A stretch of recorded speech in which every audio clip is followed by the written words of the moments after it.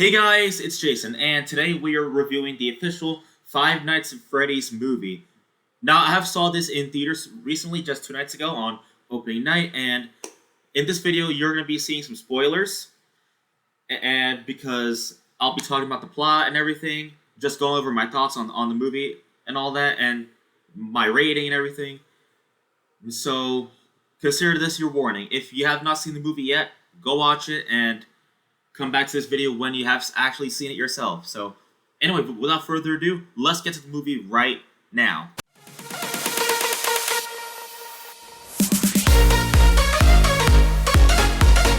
So the movie started in Freddy Fazbear's Pizzeria with the night guard, the previous security guard, which, according to MatPat's video, was originally supposed to be Markiplier, but I'm kind of glad in a way that Markiplier wasn't actually the first security guard in that building, because he deserves a bigger role than just be a security guard that dies in the pizzeria, getting stuffed into a suit and everything.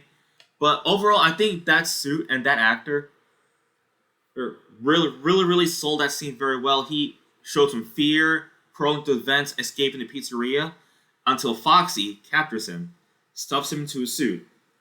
So I thought that was a good opener. And then we had the credits rolling, which introduces the movie. I liked that they featured the 8-bit mini games. I thought that was a nice touch because it really referenced the video games. And also keep in mind, I have some notes written down on my phone here, so I'm gonna be looking down a lot. All right.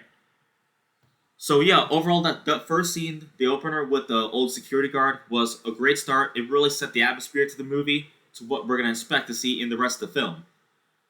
And we started off the main part of the movie with Mike, which is Josh Hutcherson, waking up in his bed and just going downstairs and everything. And it learns out that he was a mall cop, and I thought that was a pretty cool starter job for him, because like he has a troubled past and everything. And so the start of the movie, it features him assaulting a guy who I thought was trying to kidnap a child. But it turns out that was actually his father, because the kid was screaming out "Dad" when Mike was beating him up in the pool. I was really wondering what that scene was in the trailer when I was watching the trailer, but it turns out it was actually him assaulting a father, who all of us in the theater thought was trying to kidnap the child. So I thought that was really intense. That really set the reasoning why they were in the pool and what led to him getting fired from the job. And getting offered, and he offered a job at Freddy Fazbear's Pizzeria, meeting Steve Racklin, who we learn later in the film, which we'll get to, was a plot twist in the movie. So yeah, let me look through my notes here. Okay, so we covered the first two scenes, and the attorney and those other people were trying to threaten Mike to take custody of Abby, who's Mike's younger sister. And let's see here. Sorry if I don't know what I'm talking about. It was a lot to process, so bear with me here. Okay, so we have Mike going to a career counselor, Steve Racklin. Oh wait, what the fuck am I doing? Okay, keep in mind, guys, I might miss a lot of things because it was a lot to process here. Okay, so when Steve Racklin offers Mike a security guard job at Freddy Fazbear's Pizza, Mike was hesitant at first because he can't work nights, but then he changed his mind because he didn't have a choice, because they were going to take custody of Abby, and he didn't like that. So he took anything to get money on. So this is where Mike doesn't know what he's getting himself into at Freddy's. So fast forward to when Mike started his first night on the job. he falls asleep, and we learned about his past when he went into the dream sequence. So Mike falls asleep, dreams about his brother Garrett. So part of his troubled past was Garrett getting kidnapped by some sort of car, which I predict, my theory is that is actually William Afton kidnapping Garrett and driving him away in his dream. And since then,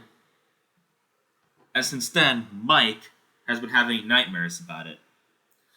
Which I think in the sequel we're gonna learn more about that past, because if you guys didn't know, this is the sequel for the FNAF movie is gonna be in the works, where they're already in pre-production. So we'll see how long it takes them this time. Hopefully not many years, because that's really gonna suck. And looking through my notes again, so supposedly Garrett is either dead or still kidnapped somewhere, and Mike has to save him somehow. So Mike tries to approach them, they run away. Talking about the 5 children that got killed in Freddy Fazbear's Pizza by the hands of William Afton. And on the second night, Mike's dream is repeated. He tries confronting one of the kids, but turns out they attacked him and they wake up. They attacked him and Mike wakes up. Which leads to Mike meeting Vanessa, who I jokingly said in the movie theater that her name was Vanny. So Mike and Vanessa meet up and notices the wounds and patches him up, of course. W Vanessa. And Vanessa tours the restaurant, which I think having those two worlds meet with Vanessa and Mike is definitely a nice touch, which shows a reference to FNAF 1 and Security Breach. And that's when Vanessa tells him that the place closed in the 80s because of the incidents with the kids dying there and murdering innocent people, and the police search Freddy's top to bottom. But the body's never found. And oh my god, this next scene's gonna be pretty intense. So Jane, which I already forgot, I think is the babysitter for Abby when Mike goes to work, when he used to work at the mall, she hires a group of people to vandalize the place, which in my eyes was a plan to get Mike fired from Freddy Fazbear's Pizza. So that way when he goes to court, they're going to win the case to secure the custody of Abby. So plan failed because the animatronics attacked those people vandalizing the restaurant. So they lost the battle, and among the vandals is the babysitter, whose death results in Mike having to bring Abby to his next shift. On night 3, the animatronics come alive and, surprisingly, in my eyes, became friends. But by the way, overall the scene where they vandalized the place, that was pretty intense.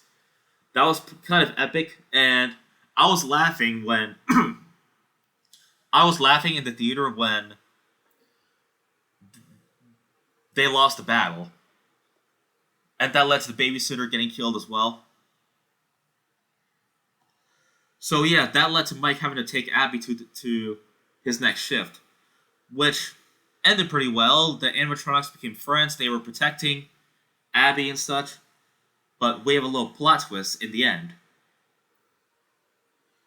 They were hostile towards Mike, but they love Abby for some weird fucking reason. And Mike discovered that they were ghost children possessing giant robots, which was revealed to be a yellow rabbit, which we're going to talk about later on in the movie.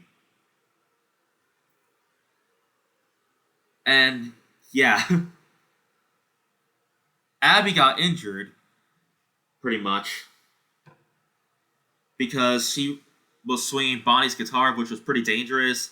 Vanessa tried to warn him, So far in the movie, I thought all those scenes so far that I've covered played really well. It flowed really well. It gave some really cool Easter eggs from the games and such.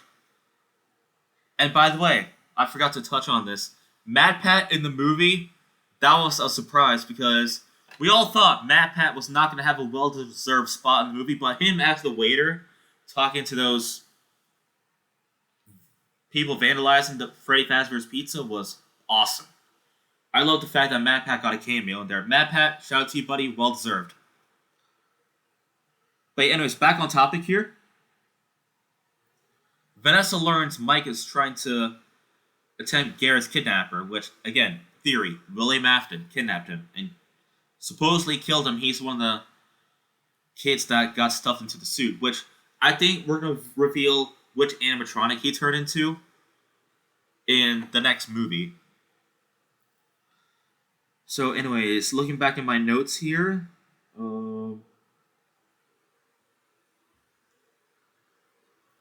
Mike gets his aunt, Jane, to babysit Abby. But that didn't end well because Golden Freddy, he came in, slaughtered her, and those who set off in a taxi to Freddy Fazbear's Pizza. But who's the driver? The one and only Corey Kenshin. Corey getting a cameo in the movie was awesome. I love that they include my guy Corey Kenshin in the movie. Hollywood X Corey, as he said in his reaction video. Corey, come back to YouTube, man. We miss you. So, anyway. Back on task here. We went back to Mike's dream. The 5 children appear again, and they reveal to Mike that they want Abby. They want to make her like them.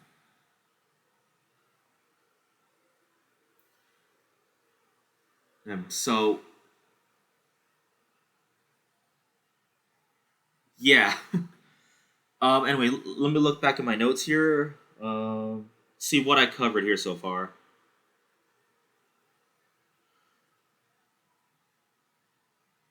Yeah, Mike getting attacked in his dream, which led to him getting on the machine to stuff him into his suit. But Mike's quick thinking escaped from that thing, where they tried to stuff him inside of a animatronic suit. So, quick thinking, Mike. That was a good job. But he turns out to be wounded thanks to Foxy.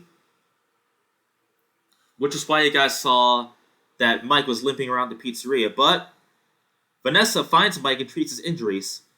And then Mike and Vanessa were talking and stuff. And reveals that, plot twist, Vanessa is the daughter of William fucking Afton. William Afton is Vanessa's father. Now, all of us in the theater were shocked. We were shocked to reveal that news. Okay. William Afton, the serial killer who murdered Garrett and the 5 children. And hid their bodies inside the animatronics, so that was where everything turned. And that the souls are under his control. William's plan this whole time was to kill Abby. Killing Abby was his plan all along. And Mike rushes to the restaurant with the equipment to disable the animatronics. Guns will not work here, but something to electrocute the animatronics was going to work as well. So, that was why you guys saw Chica trying to kill Abby, stuffing her inside some sort of suit, which I think that's either Sparky or a circus baby. But Mike came in time to save her, but the cupcake attacked him. And that was where everything was reactivated, and we saw the one and only Springtrap, Spring Bonnie, William Afton, however you want to call him, come into view. The whole theater cheered. And reveals to be William the whole time, And we saw it was actually Steve Racklin, the career counselor that Mike was talking to earlier on in the movie.